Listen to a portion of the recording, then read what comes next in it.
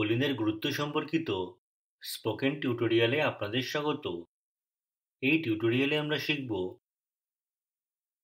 কোলিনের প্রাথমিক কাজ, এর অভাবের কারণ এবং লক্ষণ, বিভিন্ন বয়সের জন্য প্রয়োজনীয়তা।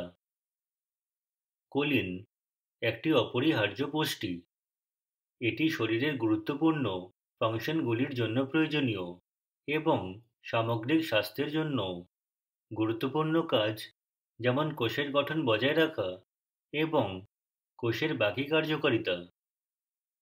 কোলিন নিউরন থেকে নিউরনে স্নায়ু আবেগ বহন করতে সাহায্য করে।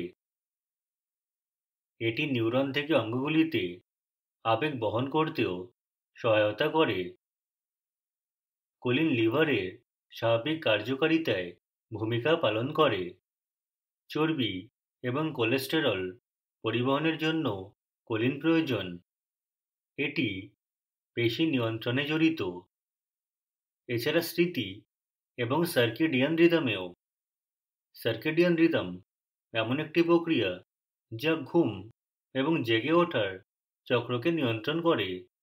ভ্রূণের বিকাশের সময় কোলিনের প্রয়োজন। এটি মস্তিষ্কের জন্য প্রয়োজনীয় এবং শিশুর স্নায়ুতন্ত্রের বিকাশের জন্য। এটি নিউরাল টিউবের বন্ধ হওয়াকেও প্রভাবিত করে। ভ্রূণের নিউরাল টিউব মস্তিষ্ক এবং মেরুদণ্ড গঠন করে। এমন বিভিন্ন কারণ রয়েছে যা ঘাটতি বৃদ্ধির কারণ হতে পারে। কোলিন, ফোলেট, ভিটামিন বি12 এবং মেথিওনিনের বিপাক নিজের মধ্যে জড়িত। একটি পুষ্টির প্রাপ্যতা বিঘ্নিত হলে অন্যান্য পুষ্টিগুলিও প্রভাবিত হয়। ফোলেট এবং ভিটামিন বি12 এর অপর্যাপ্ত মানে গ্রহণ কোলিনের অভাবের কারণ হয়।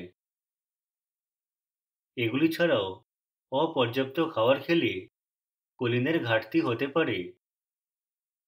গর্ভাবস্থা এবং স্তন্যপানের সময় কোলিনের প্রয়োজনীয়তা বৃদ্ধি পায়।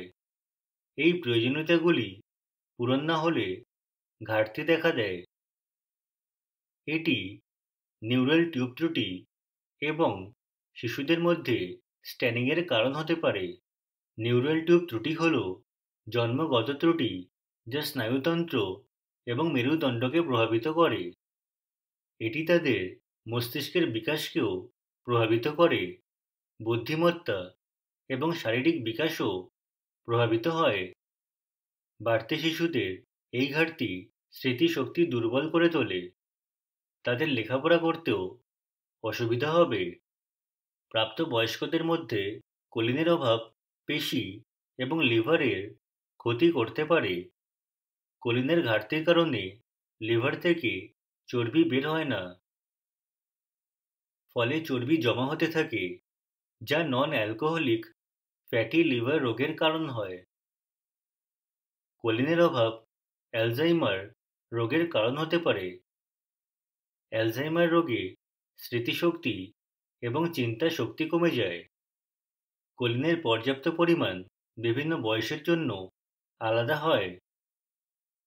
0 থেকে 13 মাস বয়সী শিশুদের জন্য এটি প্রতিদিন 125 থেকে 150 মিলিগ্রাম।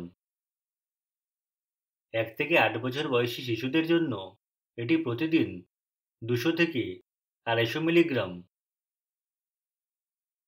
9 থেকে 13 বছর বয়সীদের প্রতিদিন 375 মিলিগ্রাম প্রয়োজন। 14 থেকে 18 বছর বয়সীদের প্রতিদিন 400 থেকে 550 মিলিগ্রাম প্রয়োজন। প্রাপ্তবয়স্ক পুরুষদের প্রতিদিন 550 মিলিগ্রাম প্রয়োজন। প্রাপ্তবয়স্ক মহিলা এবং গর্ভবতী মহিলাদের প্রতিদিন 450 মিলিগ্রাম প্রয়োজন। স্তন্যপান করানো মহিলাদের প্রতিদিন 550 মিলিগ্রাম প্রয়োজন। আমাদের শরীরে পর্যাপ্ত পরিমাণে কোলিন উৎপন্ন হয় না, তাই এটি খাবারের মাধ্যমে নিতে হবে। আসুন এখন কোলিনের খাদ্য উৎসগুলি দেখি। ডিম, চিকেনের কলিজা, মাছ, গমের অঙ্কুর, বাদাম, বীজ এবং মটর একটি ভালো উৎস। এখন কয়েকটি খাবারে কোলিনের পরিমাণ দেখি। একটি ডিমে প্রায় 147 মিলিগ্রাম থাকে। 100 গ্রাম চিকেনের লিভারে প্রায় 190 মিলিগ্রাম থাকে। 100 গ্রাম স্যালমনে প্রায় 79 মিলিগ্রাম থাকে। 30 গ্রাম কাঁচা কালো ছোলায় প্রায় 62 মিলিগ্রাম থাকে।